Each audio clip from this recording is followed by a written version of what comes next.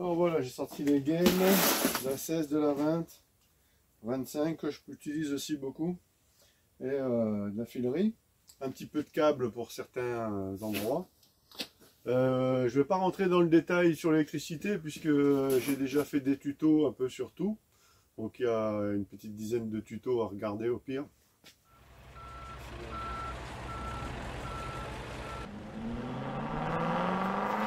Donc voilà, donc sur les tutos vous avez un peu tout ce qu'il faut pour faire l'électricité chez vous.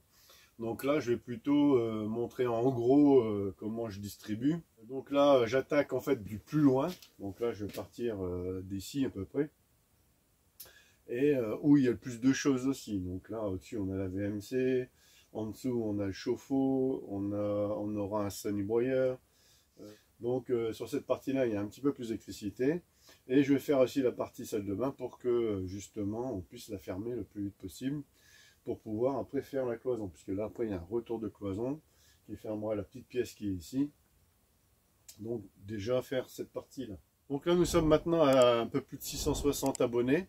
Donc merci à vous d'être là et de nous suivre. Donc continuez, abonnez-vous si vous voulez voir d'autres vidéos. N'hésitez pas à dire ce que vous avez envie de voir aussi, par exemple sur la partie électrique que là je vais plutôt survoler. Donc s'il y a des points un peu compliqués pour vous qui vous intéresseraient de savoir, n'hésitez pas à le dire. Donc voilà, la couche d'isolant 45 mm est mise sur cette partie là. Donc on va pouvoir mettre toutes les plaques vertes. Et comme ça, donc là il n'y a pas grand chose dans le gain, il y a juste une lampe. Et comme ça la partie douche sera faite, la salle de bain. Et on va pouvoir s'occuper de la cloison après. On met la deuxième couche, la couche de 45, et donc du coup on la fait bien passer là en dessous. Et elle remonte pour dépasser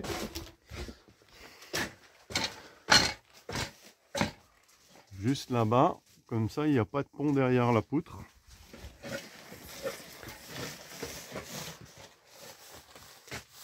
Et là l'isolation comme ça, elle n'a pas de pont thermique du tout. Donc là les gaines sont passées ici. Donc là, donc comme d'habitude, j'essaye de limiter les boîtes de dérivation. Donc là pour l'instant j'en ai fait aucune. Donc là il y a la prise qui arrive ici. Là on a les gaines qui vont être dans la cloison. L'alimentation du chauffe-eau ici qui rentre dans le panneau là. Donc là voilà.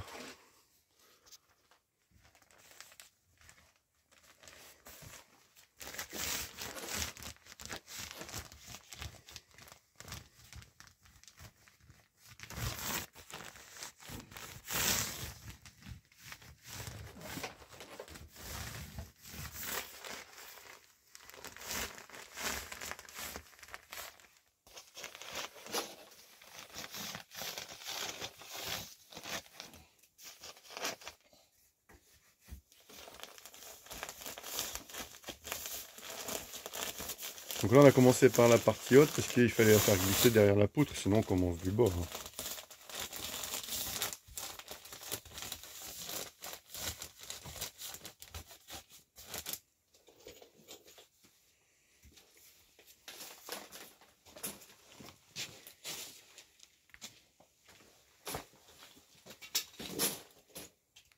Donc là comme le sol va remonter de 10, on met les prises à 45 du sol, comme ça les fera environ à 35 cm du sol.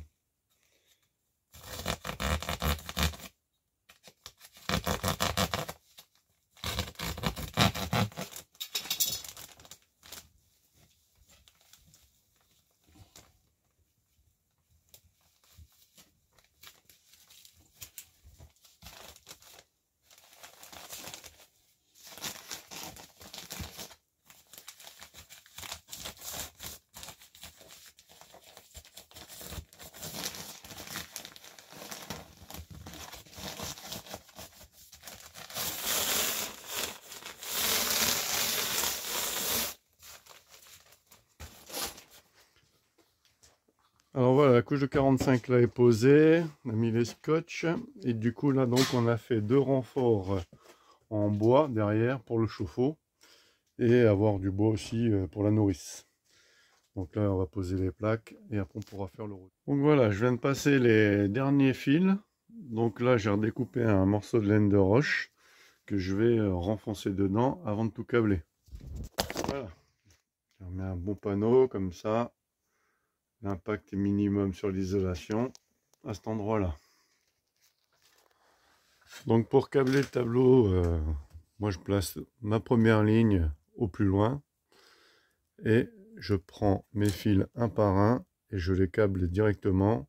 Je fais une petite boucle pour pouvoir avoir un petit peu de rab au cas où si je veux faire un changement. Donc au moins pour aller sur le deuxième rail, c'est toujours le but. Donc je fais une petite boucle et après je la remets comme ça. Comme ça après ça repasse bien celui d'en dessous. Donc voilà, je vais déjà câbler toute la partie haute. Et je vous reprends après. Alors là voilà, donc là c'est câblé sur la partie de disjoncteur en AC. Donc après je vais faire celui en A. Et donc là j'ai la partie qui est VMC. Donc là j'ai mis un 2 ampères. Et j'ai rajouté ce genre de petit système maintenant qui est pas mal, qui remplace les borniers en Wago. Et ça permet de faire les connexions, par exemple là pour la petite et grande vitesse de la VMC. Donc après comme ça il suffit de faire la petite boucle et de venir la clipser dedans. Donc c'est pas mal fait. Même si on a des, si on, comme moi on fait pas de boîte et tout ça, on peut aussi s'en servir pour faire des câblages.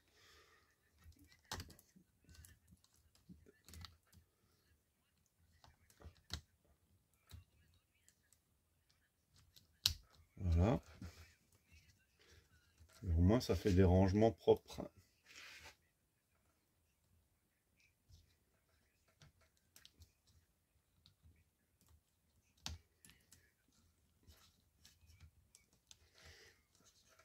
Voilà. Donc l'avantage des systèmes de peigne Legrand, c'est que là on peut continuer. Le reste n'est pas perdu. Il suffit de le mettre à dimension.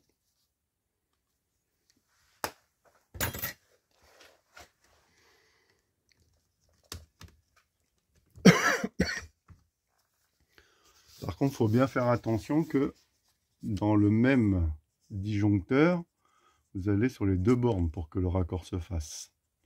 Sinon, la continuité ne se fait pas. Si vous le décalez d'un cran, là, vous serez bon sur cette partie-là, et là, il n'y aura pas de jus. Donc, faites bien attention à le mettre dans le même disjoncteur pour que le raccord soit bon.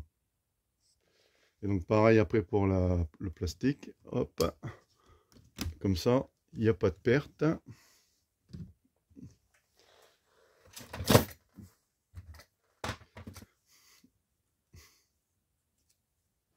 Donc, je laisse toujours un petit peu dépasser.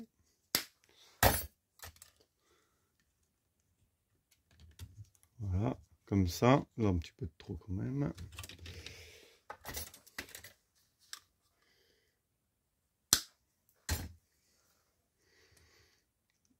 Donc, je laisse toujours un petit peu dépasser comme ça. Au moins, ça évite, si on travaille dans le tableau, de se prendre des coups de jus avec les morceaux de peigne qui dépassent ici.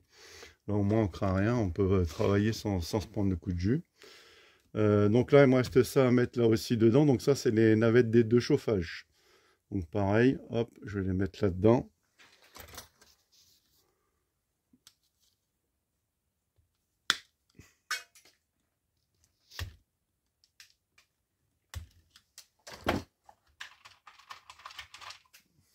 Et donc là, on les met ensemble. Là, elles ne serviront pas parce qu'il n'y a pas de thermostat. Mais si on veut mettre un thermostat, on peut en mettre un. Toujours les passer par sécurité. Voilà. Donc là, j'ai câblé, j'ai mis le peigne. Là, j'ai pas mis tout de suite parce que là, j'ai mis ça en attendant parce qu'il manque un disjoncteur. Donc là, je mets en souple avec des cosses, toujours. Et là, je vais venir câbler ici dans le disjoncteur de coupure générale. Donc ici, je suis obligé d'en mettre un parce que j'ai à peu près 30 mètres avant d'arriver au disjoncteur EDF. Et en plus, j'ai 2 portes à traverser. Donc si on n'a pas les clés qu'on va le couper, on peut pas. Donc là, au moins, je pourrais tout couper là, d'ici. Donc ça, je vais le câbler après. Donc là, il me reste l'éther, je vais le câbler. Je vais poser câblé. Et là, j'avais mis l'éclairage provisoire. Donc là, je vais pouvoir le remettre en définitif. Donc hier, on a fermé cette partie. Donc là, il reste plus grand chose. L'électricité, le tableau est pratiquement fini. Il me reste le parafoudre et un interdifférentiel à mettre. Donc ça va être fait début de semaine prochaine, puisque là, je ne les ai pas encore reçus. Cette partie-ci, le placo est pratiquement fini aussi. Donc l'objectif de la journée, c'est déjà de finir tout ce qui est commencé. Donc la partie du pignon. La partie ici. On a fini de mettre aussi le pare-vapeur jusqu'en haut. Et donc du coup, il faut qu'on mette les lattes aussi jusqu'en haut. Et les scotch. Donc voilà l'objectif à la fin de journée aujourd'hui. Puisqu'on est jeudi et demain, on ne sera pas là. Donc, finir déjà tout ça. Comme ça, semaine prochaine, je vais pouvoir attaquer les bandes de tout ce qui est déjà posé. Semaine prochaine, pendant que Mika, lui, fera toute la partie haute, puisqu'il reste toute la partie haute à finir. Et comme ça, au moins, lui peut avancer de son côté, pendant que moi, j'avance du mien et que je commence déjà à anticiper un peu les finitions. Comme ça, tout le placo de la périphérie sera posé avec l'isolation. Et du coup, on va pouvoir attaquer la cloison. On attendait que tout soit fait, puisque une fois qu'on va mettre la cloison, on va être beaucoup plus serré. Donc c'est pour ça on attend la dernière minute pour la faire. Et comme ça, c'est plus facile à gérer. Surtout dans un espace réduit comme ça, c'est pas facile. Bon bah allez, c'est parti, on continue tout ça. Ce petit appareil que nous on utilise depuis longtemps, qui est pratique pour faire les trous de 2, de 3, de 4. Donc il suffit de mettre ça dans le trou de 6 cloches. Là on a une petite bulle de niveau, donc comme ça on le met de niveau. Voilà. Et là donc après ça trace les centres des trous. Donc là je vais en mettre un là, et là je retombe parce que je vais en mettre un de l'autre côté.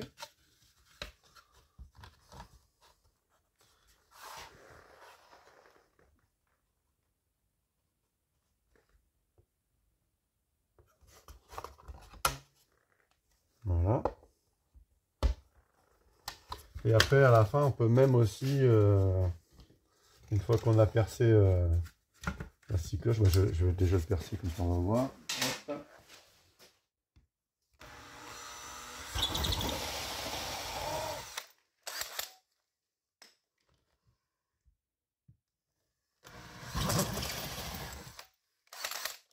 Donc voilà, donc là, ça fait mes 3 trous. Je vais enfoncer ça. Pas être gêné. Et là, on peut même donc remettre dedans. On se met de niveau. Voilà. Et là, on passe la lame à l'intérieur.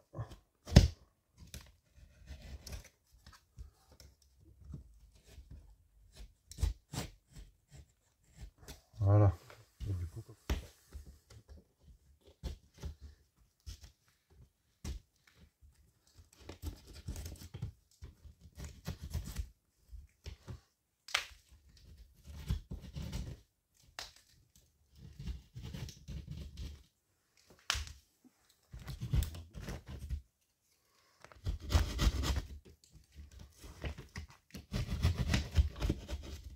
voilà.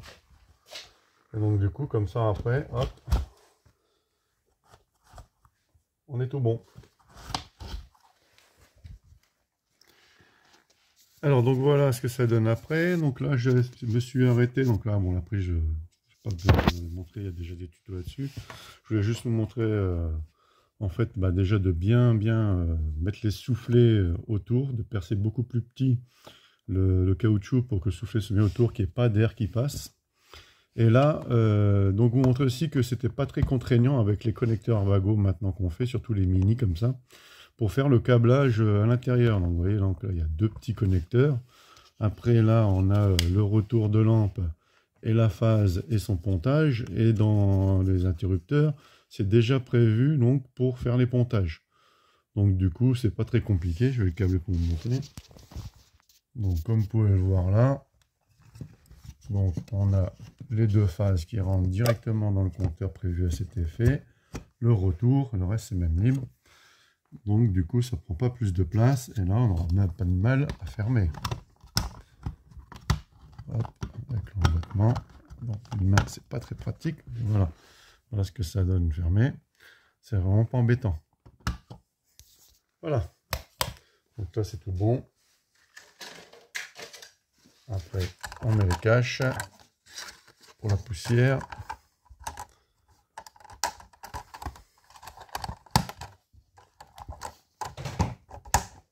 Voilà. Alors sur celle-ci, la petite spécificité, c'est que en fait, on a la VMC. Donc du coup, c'est un interrupteur. Et là, en fait, je n'avais pas fait de tuto sur ça parce qu'en fait, c'est un va-et-vient.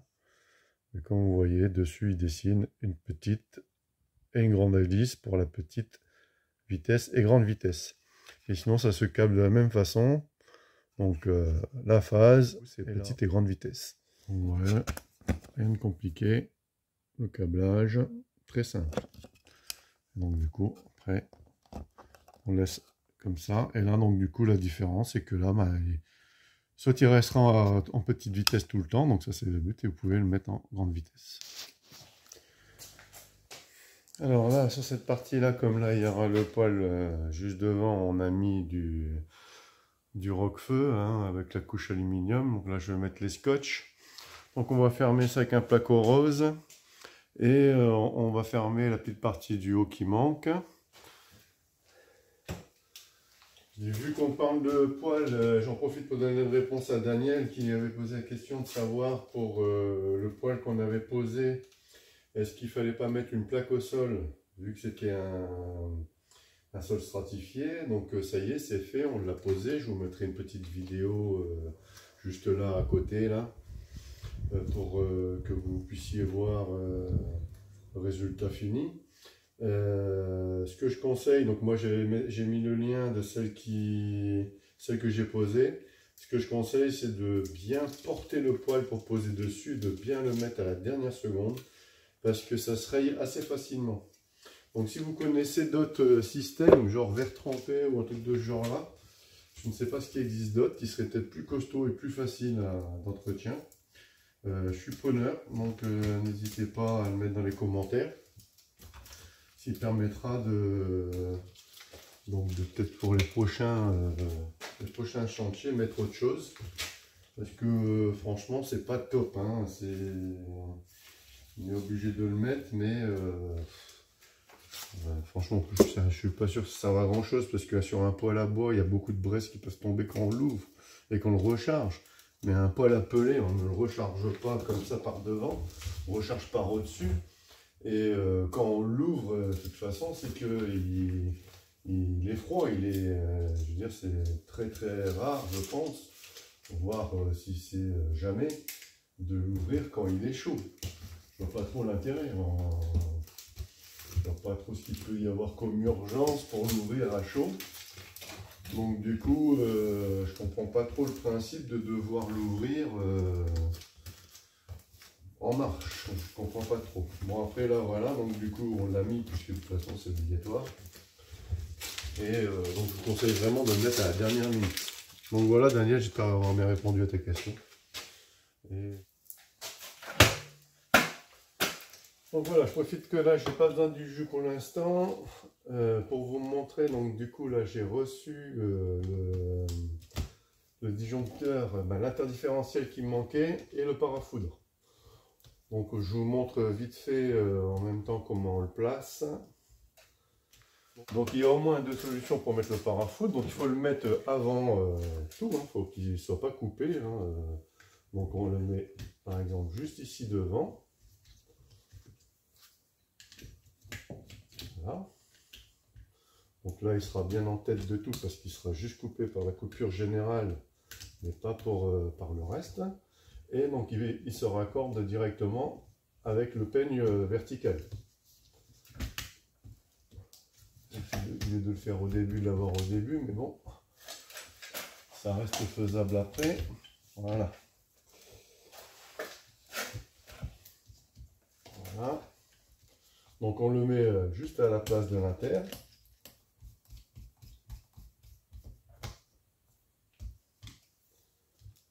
Donc voilà, donc là c'est fait, il est câblé.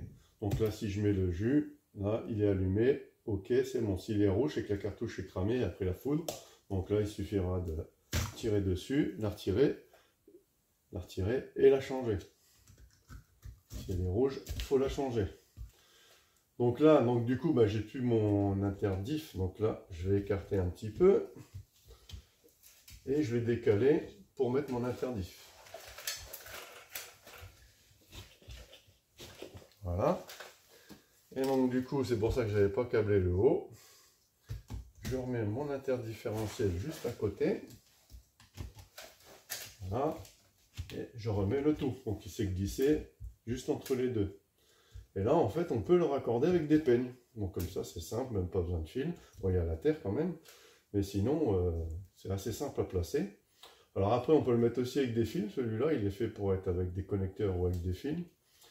Avec des peignes ou avec des fils. Donc on peut le mettre aussi à côté. Là, moi, dans mon cas, c'est pas intéressant.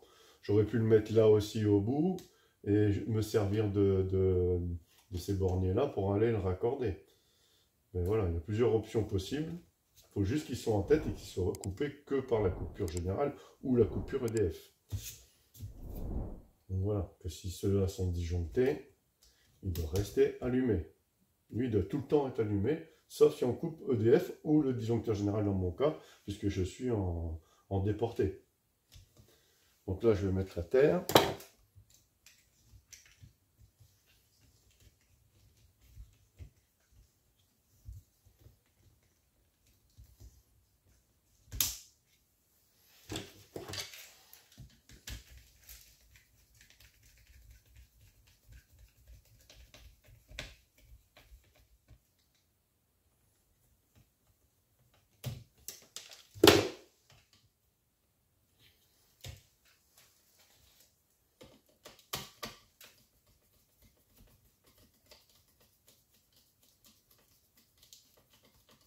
Donc là, il est mis. Donc voilà, donc là il est posé. Donc là, vous voyez bien, on peut mettre ici un peigne là et après les peignes qui suivent. Donc là, c'est ce que je vais faire, je reprends après.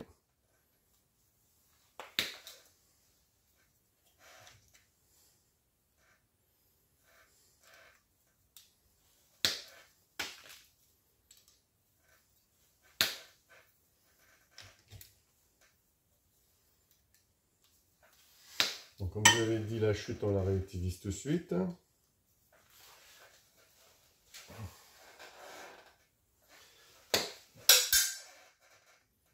Voilà.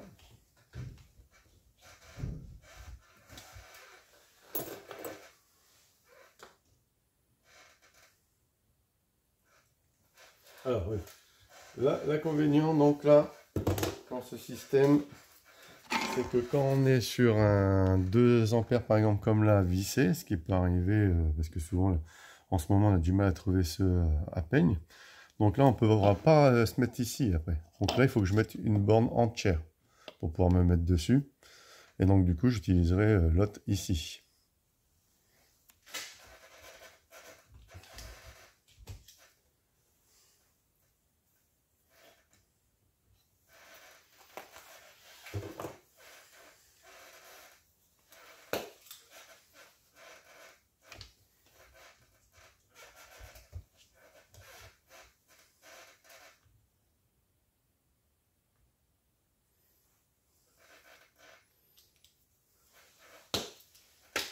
Donc la chute, je l'utilise comme ça là, sur la phase qui elle, je pourrais faire le raccord sans problème.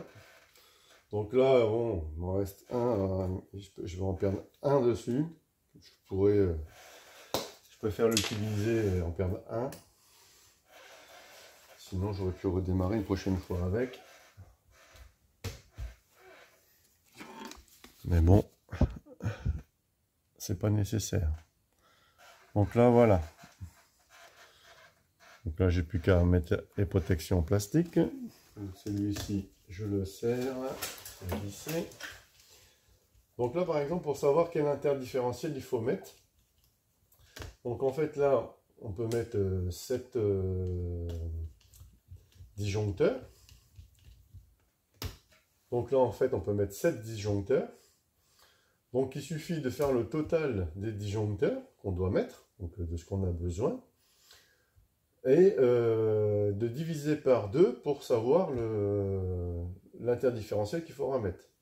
Donc là, par exemple, celui-ci, là, j'en ai 3 de 20, ça fait 4 de 20, ça fait 80, 96, 106, 108. Donc divisé par 2, 54.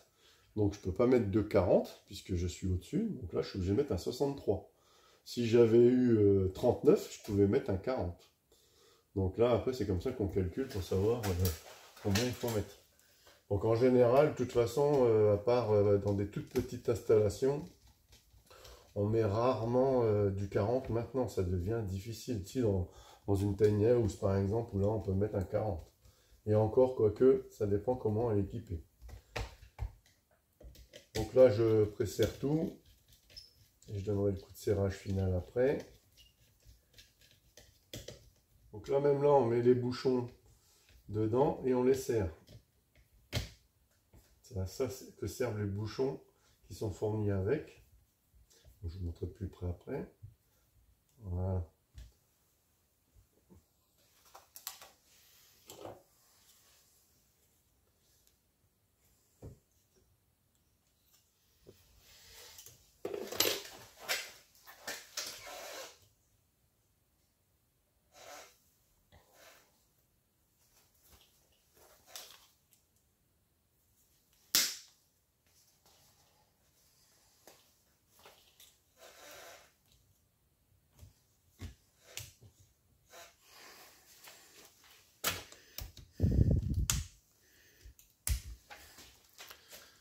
Donc voilà, le tableau est fini. Donc là, il ne me reste plus qu'à le refermer. Donc là, je vais resserrer une dernière fois toutes les bornes. Et après, je vais le fermer. Il est terminé. Donc je vais pouvoir le fermer, le protéger avant d'attaquer les bandes pour ne pas le salir. Donc voilà, la dernière étape, c'est qu'on vérifie la terre. Alors là, elle est à 53,9 ohms. Il faut être en dessous de 100 ohms. De toute façon, si elle ne serait pas bonne, ça serait en rouge. Donc cet appareil-là, il est pas mal fait. Il nous donne donc la tension, il nous donne la valeur de la terre et il nous dit aussi si nos fils ne sont pas inversés. Si c'était inversé, donc là, le neutre, il serait barré. Ou s'il n'y avait pas de terre, elle serait barrée. Et ça serait en rouge, de toute façon. Donc là, elle a 54 et elle n'est pas complètement étendue. Donc là, elle est largement en dessous des 50, donc là, c'est impeccable. Bah, elle sera largement en dessous des 50, donc là, c'est impeccable. Et ce que je vous conseille, de toute façon, c'est de ne pas être à 90 ou 95 si vous faites un consuel, parce que les appareils électroniques comme ça, par rapport à eux, avec leur piquet et tout ça, leur ohmmètre, il est beaucoup plus précis et souvent, il y a entre 5 et 10 ohms de différence. Moi, c'est ce que j'ai pu constater sur les valeurs que j'ai pu prendre et ce que le consuel mesure. Donc là, je pense que lui, il serait largement dans les 63. Donc, il faut vraiment prévoir un petit peu de marge.